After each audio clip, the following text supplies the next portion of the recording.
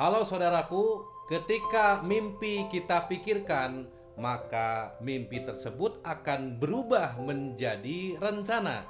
Dan ketika rencana kita lakukan, maka rencana tersebut akan menjadi komitmen. Dan seterusnya, jika komitmen kita lakukan, maka komitmen tersebut akan berubah menjadi kenyataan. Bagaimana caranya supaya mimpi kita berubah menjadi kenyataan? Maka simaklah setelah pesan-pesan yang berikut ini.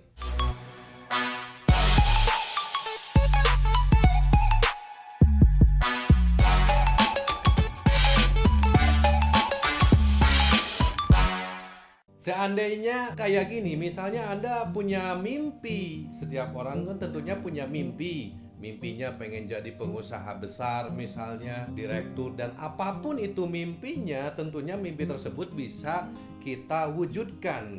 Namun setiap mimpi seseorang itu tidak semuanya mimpinya itu terwujud. Makanya di sini saya akan memberikan tips kepada Anda bahwa bagaimana caranya mewujudkan mimpi, yaitu Anda cukup melewati 3 tahapan saja. Tahapan yang pertama adalah tahapan rintisan.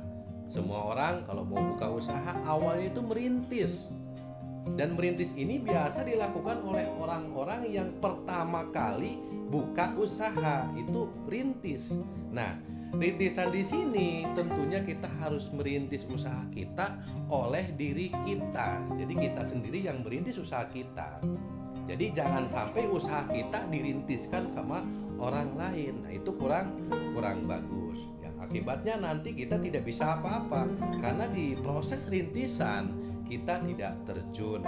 Contoh, kalau kita misalnya di jabatan yang paling bawah, yaitu office boy, kita harus belajar merintis bahwa kita juga bisa bersih-bersih, dan administrasi yang lainnya kita juga lakukan gitu. Nah, di dalam rintisan tersebut tentunya kita ini harus capek, karena lagi merintis ya wajar kita harus capek. Jadi semuanya kita harus lakuin semuanya. Kenapa kita harus lakuin? Karena supaya kita tahu bahwa merintis itu memang capek. Jadi pengusaha itu memang repot. Kalau Anda gak mau repot, Anda jangan jadi pengusaha. Pengusaha itu repot, pengusaha itu pusing, dan merintis itu capek, sangatlah capek.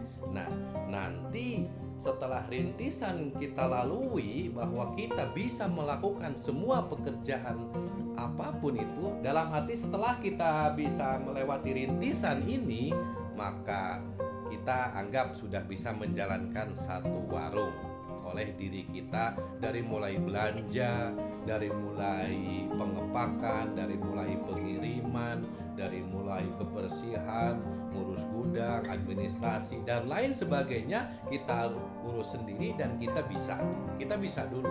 Namun sebelum ke tahapan yang kedua, tahapan rintisan ini pun harus memerlukan waktu antara 2 sampai 3 tahun. Ini 2 sampai 3 tahun. Supaya apa? Supaya kita matang, supaya kita tahu dulu rintisan itu seperti apa, tahu dulu.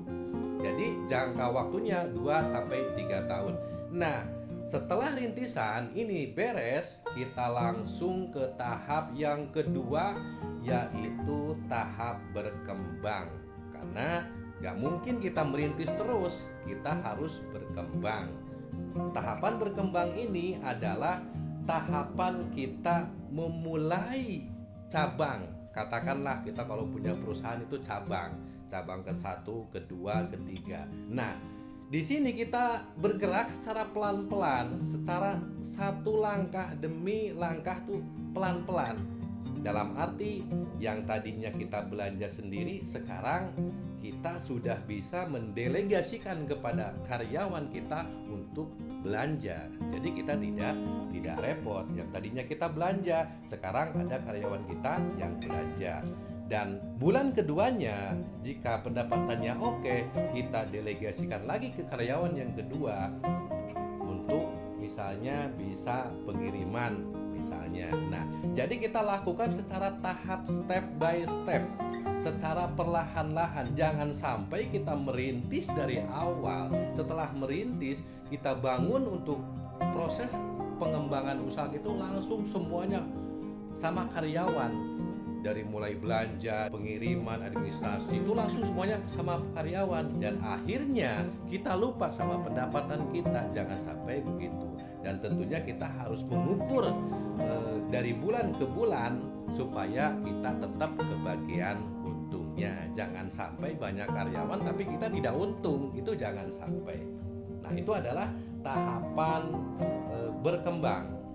Kalau tahapan berkembang kita sudah lewati, anggap Anda sanggup berkembang 2 atau 3 warung misalnya, atau 3 perusahaan misalnya, atau berapa. Nah, selanjutnya kita langsung ke tahapan yang ketiga, yaitu tahapan stabil.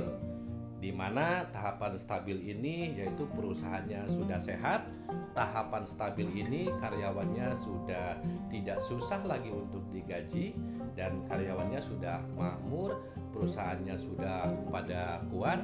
Nah, tahapan stabil ini apa yang harus kita lakukan?